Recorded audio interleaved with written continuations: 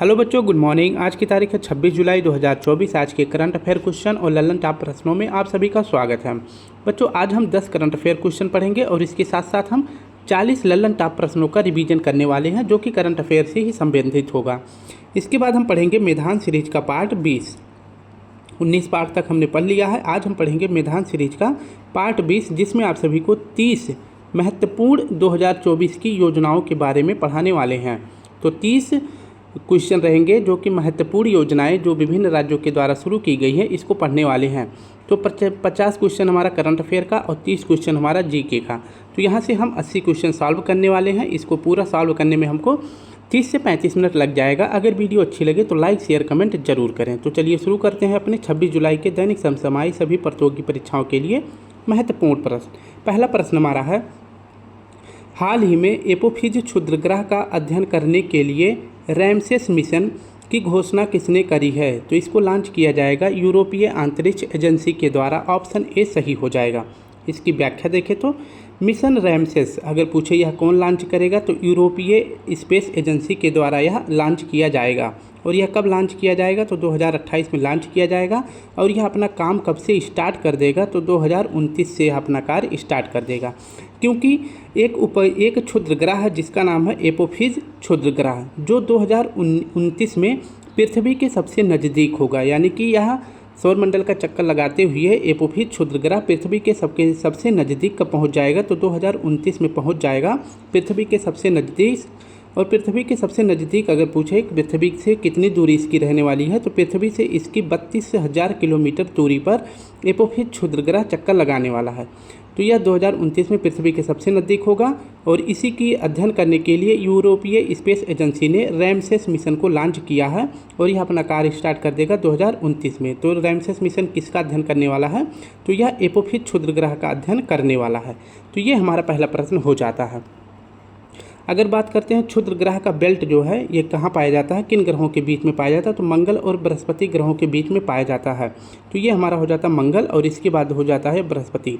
इन दोनों ग्रहों के बीच में जो छोटे छोटे पिंड पाए जाते हैं, आकाशीय पिंड पाए जाते हैं, उन्हीं को क्या बोलते हैं? इन्हीं ग्रहों को जो है क्षुद्र ग्रह बोलते हैं।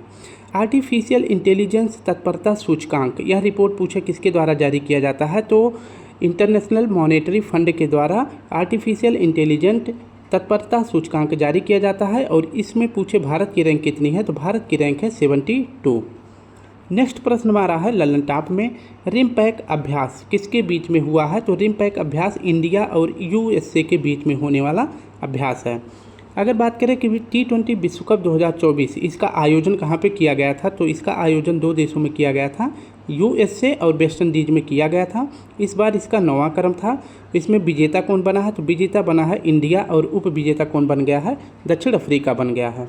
हाल ही में नेक्स्ट प्रश्न देखते हैं, युग युगीन भारत संग्रहालय की स्थापना पूछे कहाँ की गई है? तो नई दिल्ली भारत मंडपम में की गई है। नई दिल्ली भारत मंडपम में युग युगीन संग्रहालय की स्थापना की गई है। और इसकी स्थापना अगर पूछे किस देश की मदद से किया गया है? तो इसमें मदद करा है फ्रांस ने। नेक्स्ट प्रश्न हमारा हो जाता है, प्रश्न है दूसरा, हाल ही में वर्ष 2030 शीतकालीन ओलंपिक खेलों की मेज़बानी किसे मिली है? तो 2030 की शीतकालीन ओलंपिक खेलों की मेज़बानी किसे मिला है? तो यह मिला है फ्रांस को। ऑप्शन सी हमारा सही हो जाएगा। 2030 शीतकालीन ओलंपिक, जो भी ओलंपिक होता है यह कितने सालों में होता है? तो यह 4 सालों के अंतराल पर होता है।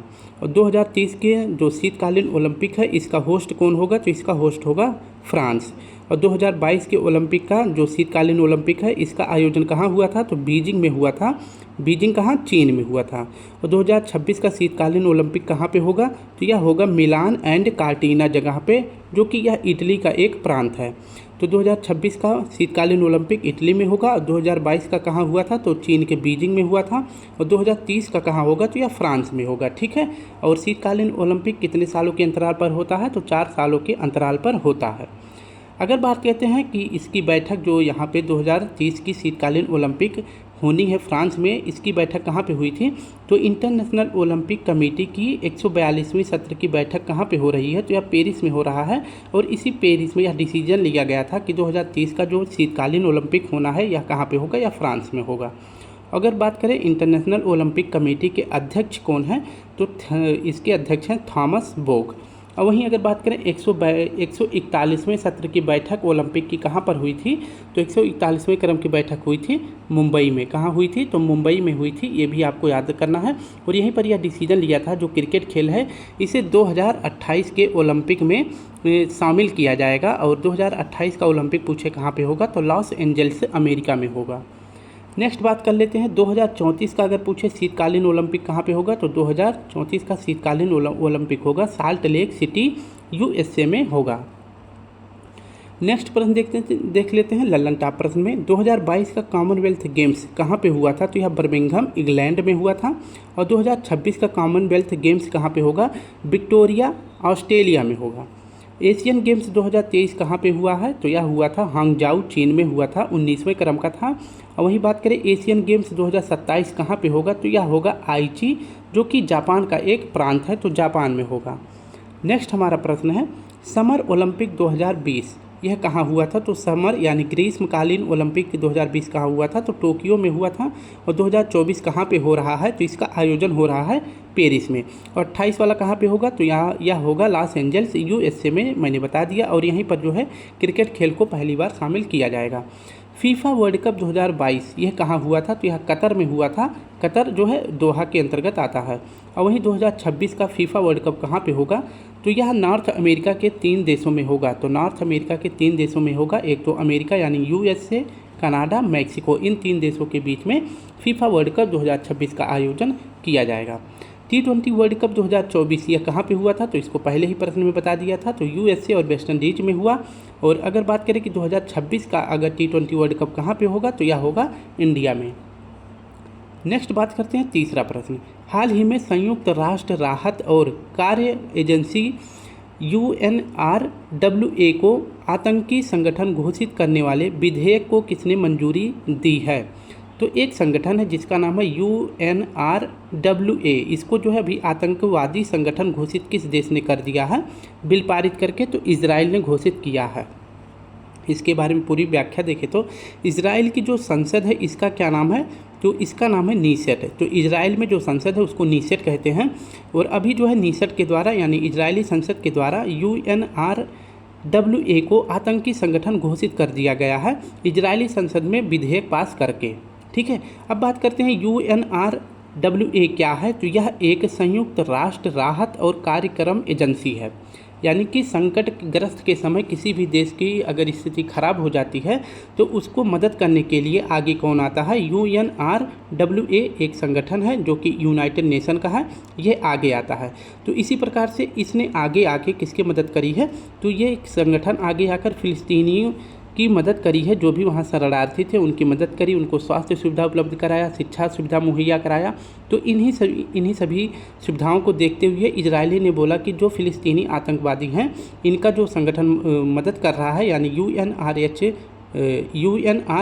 जो मदद कर रहा है यह भी एक आतंकवादी संगठन है, क्योंकि यह फिलिस्तीनियों का हेल्प कर रहा है। तो ये हो जाता है किस संगठन को घोषित किया है, तो UNRWA को आतंकवादी संगठन किसने घोषित कर दिया है, इजरायली संसद ने घोषित कर दिया है। UNRWA का अगर पूछे यानी संयुक्त राष्ट्र राहत और कार्यक्रम एजेंसी का मुख्यालय कहाँ पे है, तो इसका मुख्यालय है अम्मान, जॉर्डन में इसका मुख्यालय है। नेक्स्ट प्रश्न की बात करते हैं, इजराइल की जो खुफिया एजेंसी है इसका क्या नाम है, मोसाद है। और वहीं अपने भारत की जो खुफिया एजेंसी है उसका नाम है रा।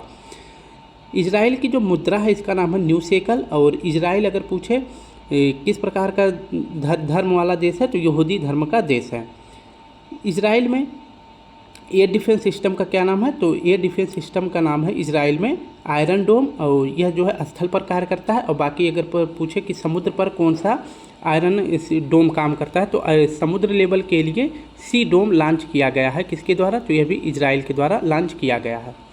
नेक्स्ट बात कर लेते हैं लल्लन टॉप प्रश्न में, सूची पोर्टल अगर पूछे किसके लिए लॉन्च किया गया है, तो यह लॉन्च किया गया था जीव जंतुओं की चेकलिस्ट तैयार करने के लिए कि भारत में किस प्रकार की जीव जंतु कितनी जनसंख्या में पाए जाते हैं। श्रीनिवासा लुलु सिट्टी ये कौन है, तो ये SBI के चेयरमैन बनाए गए हैं। मुख्यमंत्री माझी लड़की बहन योजना अगर पूछे किस सरकार के द्वारा शुरू किया गया है, तो यह महाराष्ट्र सरकार के द्वारा शुरू किया गया है। स्पेस मैत्री मिशन अगर पूछे किसने शुरू किया है? तो यह मिशन शुरू किया गया है भारत और ऑस्ट्रेलिया के बीच में, यह मिशन शुरू किया गया है। और ऑस्ट्रेलिया का एक उपग्रह है जिसका नाम है ऑप्टिमस उपग्रह। इसको पूछे कौन लॉन्च करने वाला है? तो इसको जो है भारत लॉन्च करने वाला है। नेक्स्ट हमारा है चौथा प्रश्न है, हाल ही में एस्टोनिया के प्रधानमंत्री पद पर किसे नियुक्त किया गया है? तो एस्टोनिया के नए प्रधानमंत्री कौन बने हैं? तो इनका सही जवाब हो जाएगा क्रिस्टन माइकल बने हैं। ऑप्शन सी हमारा सही हो जाएगा। एस्टोनिया के नए प्राइम मिनिस्टर कौन बनाए गए हैं? तो ये क्रिस्टन माइकल बनाए गए हैं। और पूछे ये किसके स्थान पर बनाए गए हैं? तो ये काजा कैलोस के स्थान पर बनाए गए हैं। अगर वहीं बात करें पर्यावरण प्रदर्शन सूचकांक में सबसे स्वच्छ देश कौन सा है? तो सबसे स्वच्छ देश है एस्टोनिया। एस्टोनिया के आप याद रखेंगे प्राइम मिनिस्टर कौन बनाए गए हैं? क्रिस्टन माइकल बनाए गए हैं। एस्टोनिया की राजधानी का क्या नाम है? तो इसकी राजधानी का नाम है तल्लीन।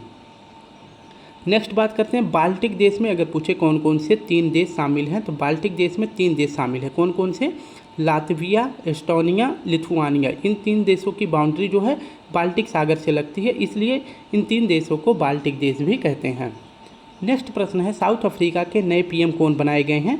तो साइरिल रामाफोसा बनाए गए हैं। भूटान के नए पीएम कौन बनाए गए हैं? तो शेरिंग टोबैको बनाए गए हैं। हंगरी के नए पीएम कौन बनाए गए हैं? तो तमसुलियोग बनाए गए हैं। आयरलैंड के नए पीएम साइमन हैरिस बनाए गए हैं। और नेपाल के नए प्रधानमंत्री कौन बनाए गए हैं? तो केपी शर्मा ओली बनाए गए हैं। नेक्स्ट हमारा प्रश्न है लल्लन टॉप में देख लेते हैं, मैत्री अभ्यास और इसके बाद साथ साथ अयुत्या अभ्यास, ये दोनों अभ्यास पूछे किसके बीच में होता है? तो भारत और थाईलैंड के बीच में होता है। 24वां एससीओ शिखर सम्मेलन 2024 का आयोजन पूछे कहाँ पर हो रहा है? तो एससीओ 2024 का आयोजन पूछे कहाँ पे हो रहा है? तो इसका आयोजन अस्ताना में हो रहा है। अस्ताना जो कि कजाकिस्तान की राजधानी है। पी श्याम निखिल पूछे ये किस राज्य के हैं? तो ये तमिलनाडु के हैं। कहाँ के हैं? तमिलनाडु के हैं। और ये भारत के 50वें ग्रैंड मास्टर बने हैं। नेक्स्ट है नागास्त्र फर्स्ट, ये क्या है? तो नागास्त्र फर्स्ट जो है ये भारत का पहला सुसाइड ड्रोन है। यानी कि अगर कोई भी आतंकी संगठन है या फिर कहीं पे जो है कुछ गलत दिख रहा है तो यह ड्रोन जो है अपने साथ मिसाइल ले जाकर इसी के ऊपर फट जाएगा। ठीक है। नेक्स्ट बात करते हैं 5वां प्रश्न, हाल ही में चर्चा में रहे बहुराष्ट्रीय सैन्य अभ्यास खान क्वेस्ट का संबंध किससे है? तो इसका सही जवाब हो जाएगा मंगोलिया से है। 2003 में एक अभ्यास शुरू होता है मंगोलिया और यूएसए के बीच में, जिसका क्या नाम था? खान क्वेस्ट अभ्यास था। तो खान क्वेस्ट किसके बीच में होता है? मंगोलिया और यूएसए के बीच में होने वाला अभ्यास है। लेकिन यही 2003 से 2006 के बाद जो है ये जो खान क्वेस्ट अभ्यास है यह बहुराष्ट्रीय शांति अभ्यास बन जाता है। अगर पूछे कि इस बार इसका आयोजन कहाँ पे किया जा रहा है, तो खान क्वेस्ट का आयोजन किया जा रहा है उलन बटेर में किया जा रहा है। उलन बटेर जो कि मंगोलिया की राजधानी है। तो उलन बटेर में खान क्वेस्ट अभ्यास का आयोजन मंगोलिया और यूएसए के बीच में किया जा रहा है। लेकिन अब यह एक बहुराष्ट्रीय शांति अभ्यास हो गया है जिसमें अब बहुत सारे देशों की सेनाएं भी भाग ले रही हैं और इसमें जो है भारत की सेना भी भाग ली है। और इस बार जो है इस अभ्यास का पूछे कौन सा क्रम आयोजन किया जा रहा है? तो 21वें क्रम का आयोजन किया जा रहा है। नॉर्डिक एलिफेंट अभ्यास पूछे किसके बीच में होता है? तो नॉर्डिक एलिफेंट अभ्यास जो है भारत और मंगोलिया के बीच में होता है, ये भी आपको याद रखना है। नेक्स्ट हमारा प्रश्न है लल्लन टॉप, बेहदीन खलम फेस्टिवल पूछे कहाँ पे होता है? तो यह फेस्टिवल होता है मेघालय में। मेघालय में वांगला फेस्टिवल का भी आयोजन किया गया है। वांगला फेस्टिवल को जो है 100 ड्रम का फेस्टिवल भी कहते हैं। केंद्र सरकार ने किसे नवरत्न कंपनी का दर्जा भी हाल ही में दिया है? तो मझगांव डाक लिमिटेड मुंबई को नवरत्न कंपनी का दर्जा केंद्र सरकार के द्वारा दिया गया है। क्लाउडिया शिनबाम कौन है? तो ये मैक्सिको की पहली महिला राष्ट्रपति बनी है। तो मैक्सिको की पहली महिला राष्ट्रपति कौन बनी है? क्लाउडिया शिनबाम बनी है। राइजोटोप परियोजना अगर पूछे किसके लिए शुरू किया गया था? तो यह गैंडों की जो सींग होती है उसकी तस्करी को रोकने के लिए राइजोटोप परियोजना शुरू किया गया था, जिससे जो है गैंडों की सींग में क्या रेडियोधर्मी पदार्थ मिला दिया जाता था, जिसका जो है उपयोग या फिर कहे तो तस्करी नहीं हो सकती। और राइजोटोप परियोजना अगर पूछे किस देश के द्वारा शुरू किया गया था? तो यह शुरू किया गया था साउथ अफ्रीका के द्वारा। नेक्स्ट हमारा प्रश्न है, एक सेकंड स्टूडेंट, प्रश्न हमारा है 6ठा हाल ही में फ्रांस की रोटेक्स चैलेंज इंटरनेशनल ट्रॉफी जीतने वाली पहली महिला रेसर अतीका मीर का संबंध किससे है? तो अतीका मीर किस राज्य की हैं? तो इसका सही जवाब हो जाएगा जम्मू कश्मीर की। इसकी व्याख्या देखें तो रोटेक्स चैलेंजर इंटरनेशनल ट्रॉफी, इसका पूछे आयोजन कहाँ पे किया गया है, तो इसका आयोजन किया गया है फ्रांस में। और इसको जीतने वाली अगर पूछे रोटेक्स चैलेंजर को जीतने वाली दुनिया की पहली महिला रेसर कौन बन गई हैं, तो उनका नाम है अतीका मीर। अतीका मीर किस राज्य की हैं या किस यूटी की हैं, तो ये जम्मू कश्मीर की हैं। जम्मू कश्मीर के श्रीनगर की अतीका मीर हैं, जिन्होंने अभी दुनिया की पहली महिला रेसर का खिताब हासिल किया है रोटेक्स चैलेंजर इंटरनेशनल ट्रॉफी को जीत करके, जिसका आयोजन फ्रांस में किया गया था। जम्मू कश्मीर का अगर पूछे इतिहास किस पुस्तक में वर्णित है, तो यह रजत तरंगड़ी में वर्णित है। और पूछे रजत तरंगड़ी के लेखक कौन हैं, तो यह कल्हड़ हैं। जम्मू कश्मीर को जो है 31 अक्टूबर 2019 को जम्मू कश्मीर को राज्य से हटा के क्या बना दिया गया था, यूटी बना दिया गया था, यानी केंद्र शासित प्रदेश, यूनियन टेरिटरी बना दिया गया था। और 31 अक्टूबर 2019 को जम्मू कश्मीर को 2 भागों में बांट दिया गया था, एक तो जम्मू कश्मीर और दूसरा लद्दाख। तो जम्मू कश्मीर को अब 2 यूटी में बना दिया गया है, एक तो लद्दाख और दूसरा हो जाएगा जम्मू कश्मीर।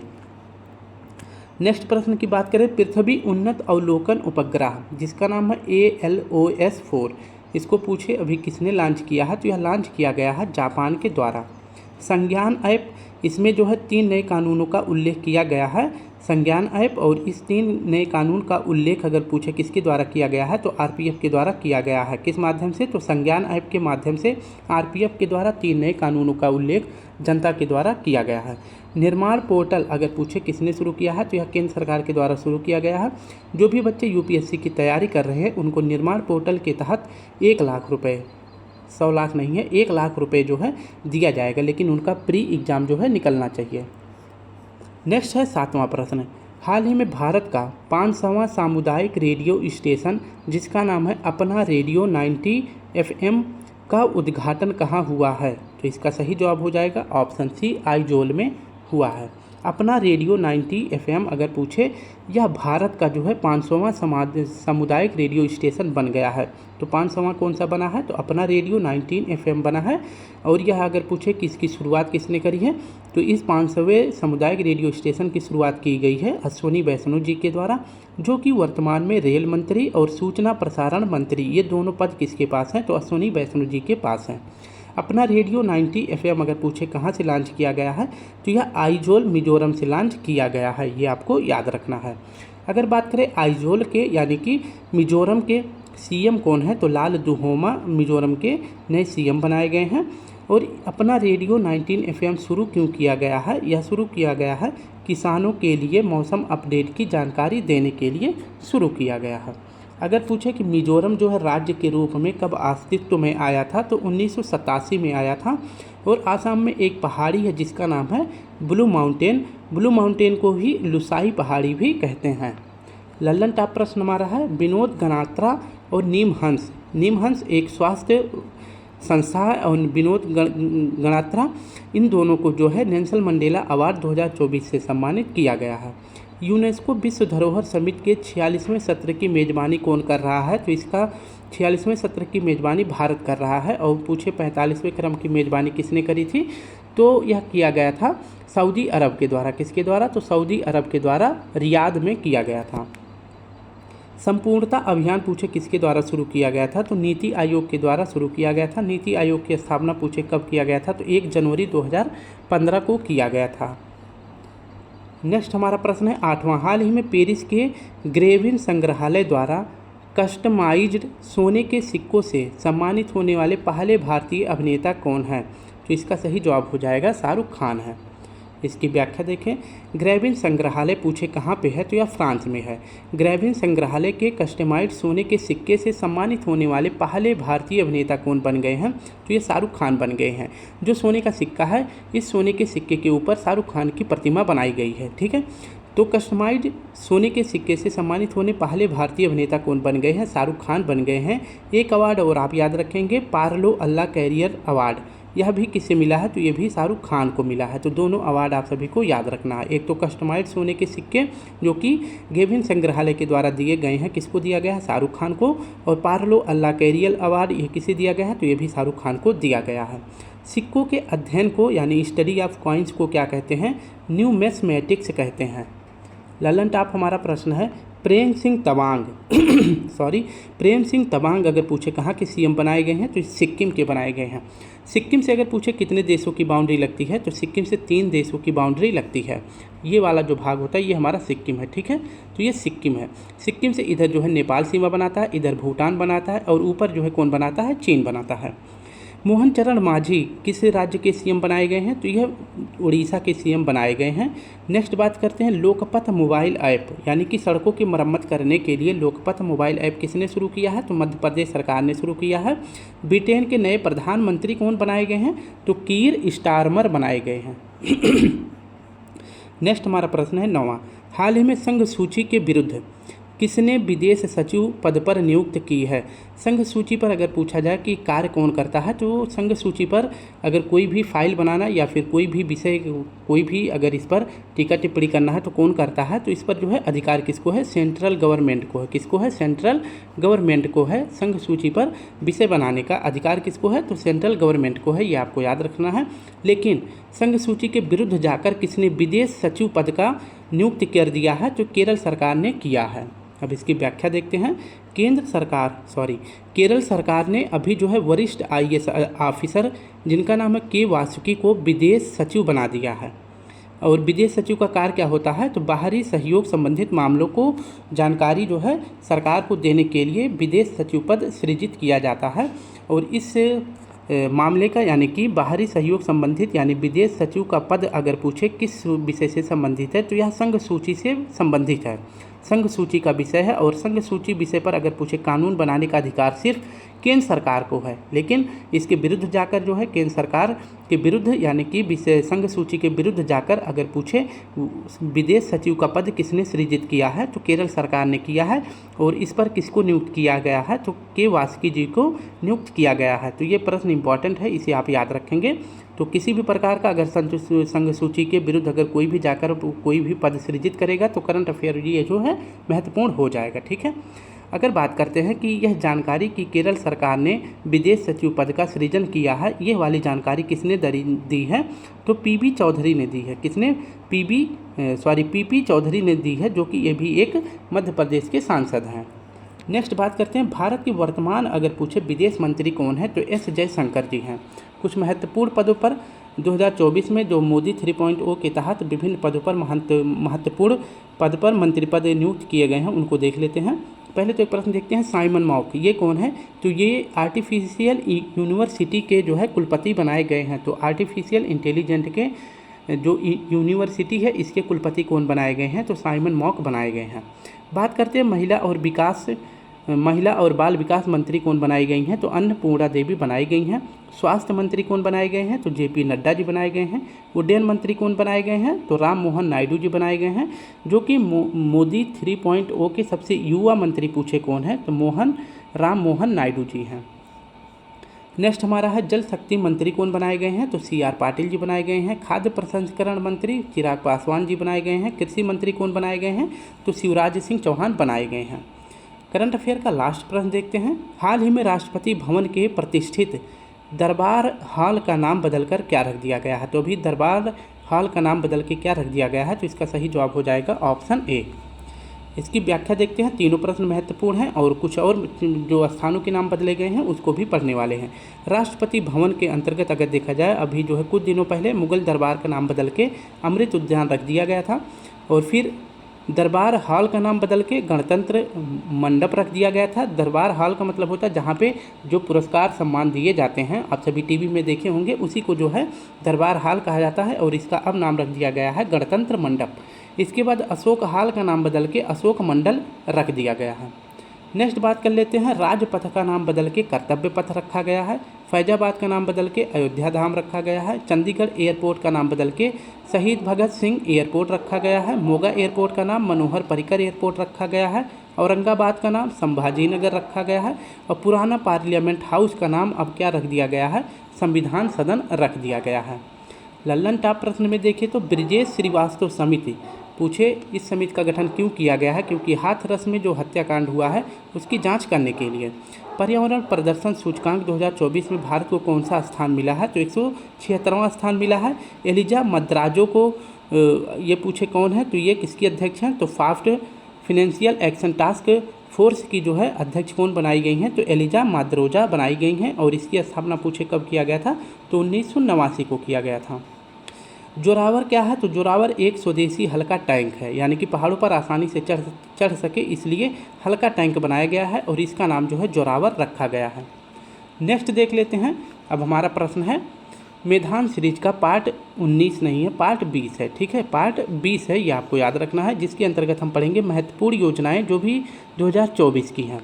जल्दी जल्दी एक नज़र में देख लेते हैं। पहला प्रश्न है नान मधुलवन कार्यक्रम योजना पूछे किस सरकार के द्वारा शुरू किया गया है, तो तमिलनाडु के द्वारा। मिशन निश्चय यानी कि नशा मुक्त अभियान किसने शुरू करा है, तो यह पंजाब सरकार के द्वारा शुरू किया गया है। इथेन क्रैकर परियोजना मध्य प्रदेश सरकार ने शुरू किया है। और मुख्यमंत्री निजुत मोइना योजना असम सरकार के द्वारा शुरू किया गया है। नम्मा कार्गो पहल किसने शुरू किया है, तो कर्नाटक ने। जहाँ भी नम्मा आए तो वो आप सभी उस परियोजना को कर्नाटक से संबंधित जान लेंगे। नेक्स्ट है रानी दुर्गावती श्री अन्न प्रोत्साहन योजना मध्य प्रदेश सरकार के द्वारा शुरू किया गया है। प्रजापालन अगर पूछे किसके द्वारा शुरू किया गया है, तो तेलंगाना के द्वारा शुरू किया गया है। योग श्री पहल यह किसने शुरू किया है, तो यह शुरू किया गया है खेला होबो पश्चिम बंगाल की सरकार के द्वारा। रामलला दर्शन योजना ये छत्तीसगढ़ के सरकार के द्वारा शुरू किया गया है। माई स्कूल माई प्राइड अभियान यह शुरू किया गया है हिमाचल प्रदेश के द्वारा। और हिमाचल प्रदेश के सीएम कौन है, तो सुखविंदर सिंह सुक्खू हैं। उंगलई थेडी उनगल ओरिल योजना किसने शुरू करा है, तो यह शुरू किया गया है तमिलनाडु सरकार के द्वारा। डिजिटल डिटॉक्स पहल यह शुरू किया गया है कर्नाटक के द्वारा। बाउल्स ऑफ जॉय कार्यक्रम यह राजस्थान के द्वारा शुरू किया गया है। मुख्यमंत्री वयोश्री योजना यह महाराष्ट्र सरकार के द्वारा शुरू किया गया है। एहलान मोदी कार्यक्रम यह शुरू किया गया था अबू धाबी में यूएई में शुरू किया गया था। इंस्पायर्स कार्यक्रम यह शुरू किया है सिक्किम ने। नेक्स्ट है लाभ योजना अगर पूछे किसने शुरू करा है, तो उड़ीसा ने। मुख्यमंत्री विश्वकर्मा पेंशन योजना राजस्थान सरकार के द्वारा शुरू किया गया है। भारतीय आवास योजना यह शुरू किया गया था कोलंबो में। श्रीलंका में भारतीय आवास योजना शुरू किया गया था। सबेरा कार्यक्रम यह शुरू किया गया है हरियाणा में। इंदिरम्मा आवास योजना तेलंगाना में शुरू किया गया है। नेक्स्ट हमारा है इंदिरा गांधी प्यारी बहना सुख सम्मान निधि योजना यह हिमाचल प्रदेश में शुरू किया गया है। देखो अपना देश पीपल्स चॉइस ये परियोजना श्रीनगर जम्मू कश्मीर में शुरू किया गया था। नेक्स्ट हमारा है विधवा पुनर्विवाह प्रोत्साहन योजना यह झारखंड सरकार के द्वारा शुरू किया गया है। और किसान मित्र कार्यक्रम और रायथू नेस्थम कार्यक्रम यह तेलंगाना सरकार के द्वारा शुरू किया गया था। यह जो है तमिल भाषा का है और इसी का हिंदी रूपांतरण है किसान मित्र कार्यक्रम योजना। हरियाणा स्वच्छ वायु परियोजना यह किसने शुरू करा है, ये तो आप सभी को याद ही हो जाएगा। नेक्स्ट बात करते हैं 1 मिनट ट्रैफिक प्लान किसने शुरू किया है, तो शिमला के द्वारा शुरू किया गया है। एस्ट्रो टूरिज्म पहल नक्षत्र मंडल यानी दिन में आप सभी को अगर चांद सितारे देखना है तो आप सभी को उत्तराखंड चले जाना चाहिए। के स्मार्ट परियोजना किसने शुरू करा है, तो केरल सरकार के द्वारा शुरू किया गया है। वन मित्र योजना किसने शुरू किया है, तो हरियाणा के द्वारा शुरू किया गया है। तो स्टूडेंट इस प्रकार से हमने अपने 30 महत्वपूर्ण परियोजनाएं जो कि 2024 में शुरू की गई थी सॉल्व कर लिया है। करंट अफेयर को भी सॉल्व कर लिया है। अगर वीडियो अच्छी लगी तो लाइक शेयर कमेंट जरूर करें। कल फिर मिलते हैं, तब तक के लिए आप सभी को प्यारा सा जय हिंद जय भारत।